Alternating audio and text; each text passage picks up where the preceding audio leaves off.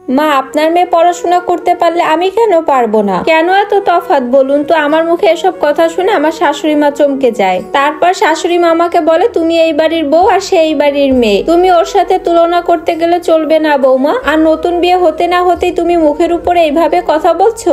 এখনো আরো বাকি দিন বাকি আছে, জানি না সামনে তুমি আরো কি বলবে। আমি আমার শাশুড়ি মাকে তখন বললাম, যদি আমাকে পড়াশোনা করতেই না দিবেন তাহলে বিয়ের আগে কেন বলেছিলেন? আপনারা যেদিন আমাকে দেখতে গিয়েছিলেন সেদিন আমার বাবা আপনাদেরকে বলেছিল আমার পড়াশোনা করার অনেক ইচ্ছা, কিন্তু আপনার পছন্দ হয়েছে বলে তাই আর আমি না করিনি। আপনি বলেছিলেন আপনি চিন্তা করবেন না বৌমা, আমার বাড়িতে গিয়ে পড়াশোনা করবে। তখন আমি বলেছিলাম, বাবা, শ্বশুর বাড়িতে গিয়ে যদি দেখি আমাকে পড়াশোনা করতে দিবে না তারা, তখন কি হবে? তখনই আপনার ছেলে বলেছিল, টেনশন করতে হবে না আপনার, আমাদের বাড়িতে আপনি অনায়াসে পড়াশোনা করতে পারবেন, আপনার যতদিন ইচ্ছে। তখন আপনিও তো বলেছিলেন আমার মেয়ে পড়াশোনা করে, দুজনেই একসাথে যেতে পারবে। বাবা এসব কথা শুনে তখন বলেছিল, তাহলে তো সবকিছু ঠিকই আছে।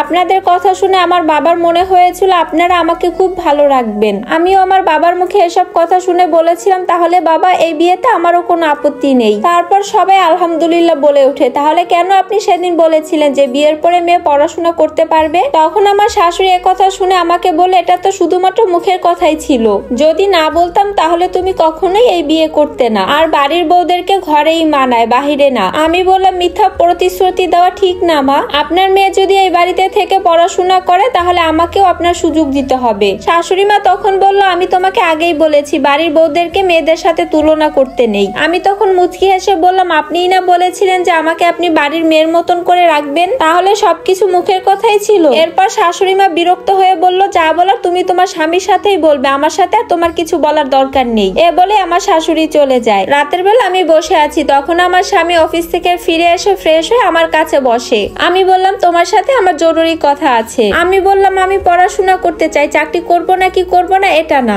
উচ্চ শিক্ষিত হবে, আর তাছাড়া না হয় ভালো একটা চাকরি করবে, এই জোর, আর কিছু তো না। আমার স্বামী তখন বলে, এত কিছুর দরকার নেই, আমি তো আছি, এমন তো না যে আমি কোনো ভালো চাকরি করি না তোমাকে অভাবে রেখেছি। আমি তখন চোখের কোণায় জল নিয়ে বললাম, আমার বড় বোনকেও তার স্বামী একই কথা বলেছিল, আমার বড় বোন আমার থেকেও বেশি মেধাবী ছিল, অভাবের সংসার, বড়লোক পরিবার দেখে এসএসসি পরীক্ষার সময় আপুকে বিয়ে দিয়েছিল, বিয়ের পর আমার বোনকেও এমনই প্রতিশ্রুতি দিয়েছিল, কিন্তু আজ আমার বোন ঘরে বসে আছে, ডিভোর্স হয়ে গেছে, কোলে 3 বছরের একটা সন্তান। যদি তখন পড়াশোনাটা করতে দিত তাহলে বিভিন্ন মানুষের কথাগুলো আর শুনতে হতো না, সবকিছু নিজেই গুছিয়ে নিতে পারতো। তখন আমার স্বামী বলল, তোমার কি মনে হয় আমাদের সম্পর্ক একদিন নষ্ট হয়ে যাবে? আমি বললাম, আমি জানি না কি হবে, তবে এতটুকু জানি সম্পর্ক গড়তে একটুও সময় লাগে না, কিন্তু ভাঙতে কিন্তু 1 মিনিটই যথেষ্ট। আমার আপুর সাথে যা হয়েছে তারপর থেকে আমি আর কাউকেই বিশ্বাস করি না। আমি তখন আমার স্বামীকে ডেকে বললাম, আপনাদের অনুমতি নেওয়ার আমার কোনো দরকার নেই, কারণ আমি বিয়ের আগেই বলেছিলাম যে আমি পড়াশোনাটা চালাবো আর ঘর সংসার চালাবো, এতে আপনাদের যদি কারোর আপত্তি থাকে তাহলে আমার কিচ্ছু করার নেই। পরের দিন সকালবেলা আমার ভাই সমস্ত বই নিয়ে আমার শ্বশুর বাড়িতে আসে। আমার ভাইয়ের হাতে ব্যাগ দেখে আমার শাশুড়ি মা বলল,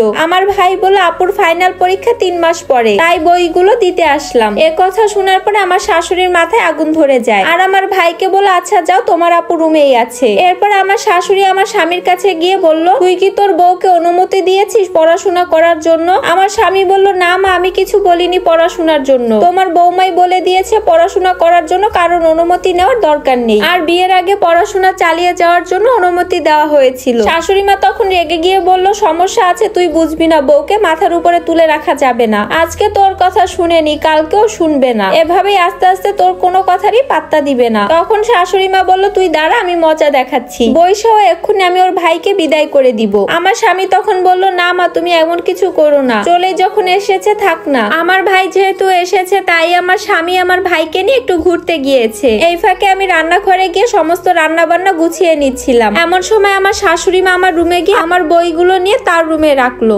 এরপর আমি আমার রুমে গিয়ে দেখলাম যে আমার বই নেই। এরপর আমি আমার শাশুড়ি মার রুমে গিয়ে দেখলাম যে তার খাটের উপরে আমার বইগুলো রাখা। আমি বইয়ের ব্যাগটা নিয়ে বের হতে যাব, এমন সময় আমার শাশুড়ি চলে আসলো। আমি বইগুলো নিয়ে যেতে চাইলে তখন আমার শাশুড়ি মা আমাকে ধাক্কা মেরে ফেলে দেয়। আমি পড়ে গিয়ে খাটের সাথে ধাক্কা লেগে যায়, মাথা দিয়ে রক্ত বের হচ্ছিল। ঠিক তখনই রুমের মধ্যে আসে আমার ননদ। ননদ আমার এই অবস্থা দেখে তার মাকে বলল, ভাবির এমন অবস্থা কিভাবে হলো মা? শাশুড়ি মা বলল, ওই ব্যাগটা নিয়ে যাচ্ছিল, তখন আমি ওকে বাধা দিই, আর ধাক্কা খেয়ে খাটের সাথে মাথা কেটে যায়। এরপর ননদ বলল, মা, এসব নিয়ে পরে কথা হবে, আগে ভাবির মাথা থেকে রক্ত রক্ত পড়া কমাও। এরপর শাশুড়ি মা আমার কপালে মলম লাগিয়ে দিয়ে বলল, যা হওয়ার হয়ে গিয়েছে, এসব বিষয় তুমি তোমার ভাইকে কিছু বলো না। আমি মনে মনে ভাবছি আমাকে যদি এখানে থাকতে হয় তাহলে এত নরম হয়ে থাকলে চলবে না, যে যেমন তার সাথে তেমনই ব্যবহার করতে হবে। সুযোগগুলো কাজে লাগিয়ে সামনের দিকে এগিয়ে যেতে হবে আমাকে। আমি বললাম, কেন বলবো না আমার ভাইকে, সে জানুক তার বোনের শাশুড়ি কেমন। শাশুড়ি মা বলল, দেখো তোমাদের নতুন নতুন বিয়ে হয়েছে,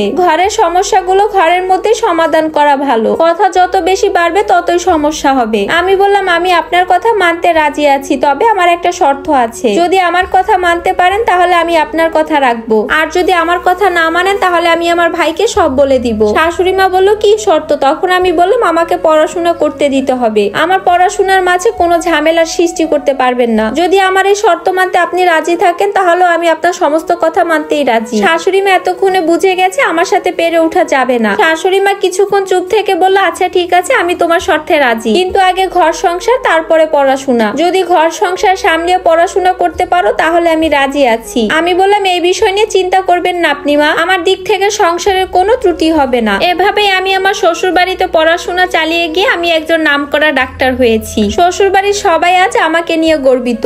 আজ আমি প্রথমবার ডাক্তারি চেম্বারে বসার আগে পরিবারের সবাইকে নিয়ে কেক কাটলাম। এখন আমার শাশুড়ি, স্বামী, ননদ সবাই আমাকে এতটা ভালোবাসে যে সংসারের কোনো কাজই আমাকে করতে দেয় না।